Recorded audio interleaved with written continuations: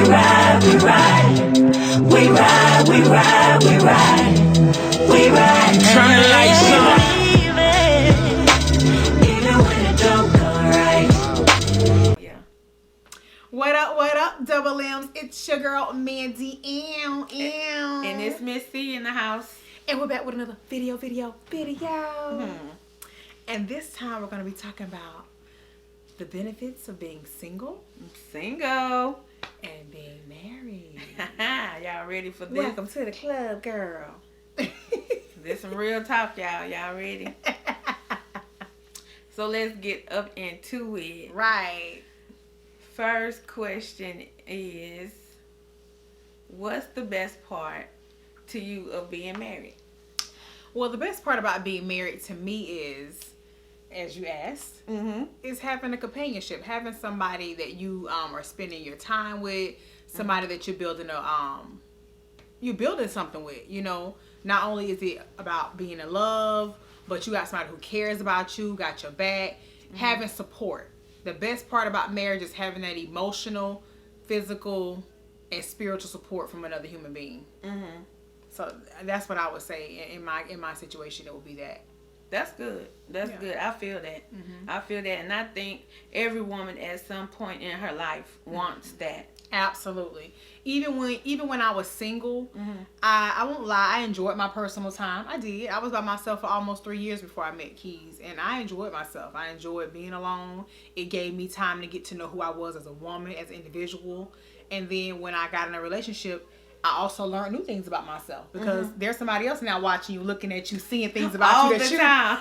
that you didn't notice about yourself before. Exactly. So I kind of like, it was like a wake up call, like, wow, I didn't know I did that, or I didn't know I was, so aggravating at times.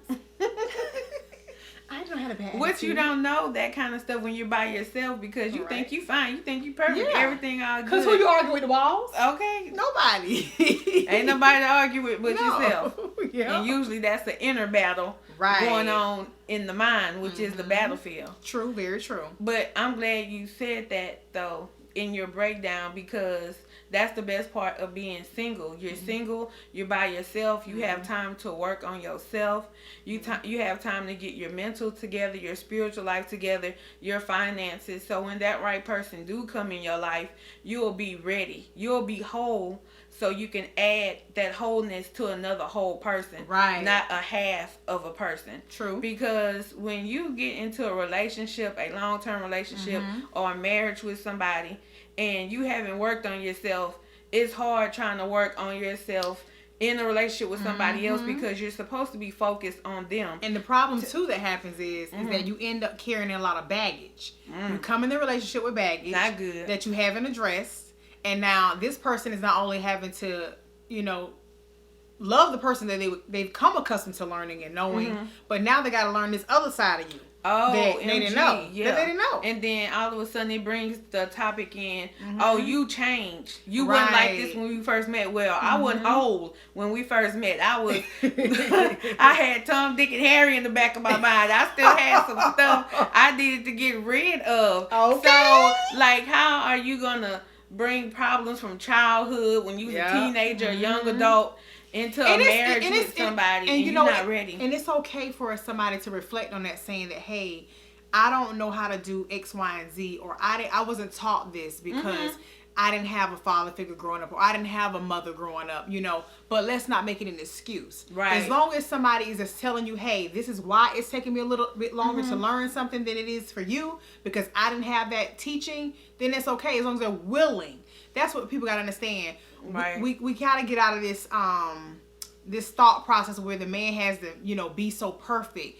If he has potential and he's willing, then that's what's important. That's what's important, y'all. End of the day, he has potential and he's willing. If she's has potential and she's willing, then come on. Yeah, because everybody wasn't.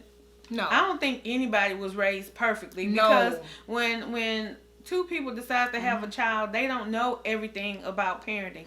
So we can't blame it on how we was raised. You have to come to a point in your life to where you take on responsibility for yourself and what you know and how you choose to live your life. So when you meet an individual and they're not up to par or not what you dreamed of, hey, you have to make that person what you want to be or what they are willing to turn into. And you got to make sure that your dreams are reality, because some of y'all out here living fairy tales and, you know, laying down that pillow like, oh, I'm waking up to a man with plenty of money. He's never going to cheat on me. He's never going to cause me. If you're not willing to help that man make that money, guess what? He's not really going to let you spend it how you want to spend it. It doesn't exist. And you're not truly going to enjoy it. You have to be willing to build with a person. That's right. First, before you get the ball with a person. Absolutely. So, absolutely. No. And in a marriage, it is compromise. It is definitely work. It is not easy. You don't like each other every day, but you do love each other. But you don't like each other every day. So it is a learning process. It is a learning process. So that's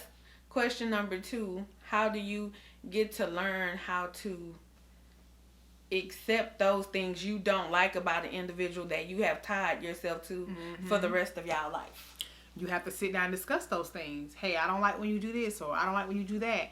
And then we both have to make a conscious effort to work on the problem. Meaning, if I catch myself doing that thing that bothers, my husband. Like, for instance, I'll give you an example with Keys. Keys doesn't like it when I start getting aggravated. I get angry easily. I'm ready to go. I get frustrated. I want everything right now. Let's get it done. You can't always be like that. Sometimes you have to slow down. Slow down. Breathe a little. And my husband is the calm to my storm. He is. I honestly could say that he is, because he'll be like, babe, it ain't that serious. Calm down. We're going to get it done. I'm taking care of it right now. Just relax. And honest to God, those words do comfort me in a way, but sometimes I catch myself still trying to get like, I'm ready to go right now. Like, I'm frustrated. Yeah. And I have to go calm myself down. Yeah, you got to have a self-talk time. Yeah, okay? you do. You have to put your own self in time out. Like, girl, come this way. Girl, don't take 10 minutes. Girl, don't take 10 minutes. 10 minutes to the back, please. 10 minutes in the back of the line. Well, what I do in my relationship that I have by me being single, what I do in my relationship is, y'all already know God is perfect. So if he's perfect, the only one that is imperfect in the relationship is me. Well, let me ask you a question. I have a question for you now. Ask whatever. Do you want to get married? Do I want to get married? Yes. That's not a hard question. It's a real question. And I do want to get married one day, but it most definitely have to be with the right person. Absolutely. Because I don't believe in divorce. So once we come to an adult decision to make that decision, then we in it for life, because I'm not going nowhere. So I'm definitely going to be tied to a person that I can see myself with, just not in the right now, but also further along in the future. And I want a man that has his mind made up, not someone that just want to be in it for the thrill of the thing, but someone that's long lasting, knows how to commit. Okay. Now, another question for you. Okay. In a relationship, are you clingy, or you have a hard time being affectionate in a relationship? You're talking to Miss C now. Oh, wait a minute. No, I'm not clingy. Clinginess is kind of happens like when you in that puppy love stage and you first getting to meet somebody. But baby, when you see somebody on an everyday basis and you know that's your meat and you can get it whenever you want it, ain't no use to being clingy, because all you got to do is pick up the phone. Oh my God. Hey babe, you already know. See you in a minute. So there's no need to be clingy, but I'm very affectionate, and that's one hard part about being single is you don't have that person to lay up with constantly. Like when you turn over at night, it's just some more pillows. Right. Okay, but unless you have So are you open to dating? friends. Are you open to dating? Oh yeah, I go on dates. Don't Are get you it on dates? twisted. Okay. Yeah. What was your last date, girl? I can't tell y'all that. Now we trying to keep it real now, Miss C. Don't be doing to people like that. What was your last date? You can't give us a date. We didn't say who we was. We said a date. When was the last date? It's been a nice minute. Okay. Because I've been focused. What did you like about him, or what did you not like about him? Are you and him still talking, or is it something that's building, or? I'm not talking to him no more. He still calls, but I'm not talking to him anymore because I know he's not the one for me. I don't like to waste my time. No, because he was an older gentleman. Okay. Like, I'm 36, y'all. If those watching this video don't know, I'm 36, and he was older than me. I think how he many was. Years? I don't know. He was in his early 50s. Early 50s. I think. Okay. And he was handsome for his age. The nice, like, little gray beard, the salt and pepper beard. He looked really nice, but he was too clingy. He was too clingy? Yeah, and I'm like, hey, bro, look, back, give me 50 feet, because, like, I could tell he's been married before. Okay. And I think he was kind of in that stage to where he was scared to be by himself. Like, because when you get older, that's when you really want somebody, because sooner or later, you're going to need somebody to take care of you, and you want somebody to. But you don't think that's him. why he was trying to talk to you, though? No, he wanted some younger goodies. That's what he wanted. I know what he wanted, y'all. He wanted to get up in the cookie jar.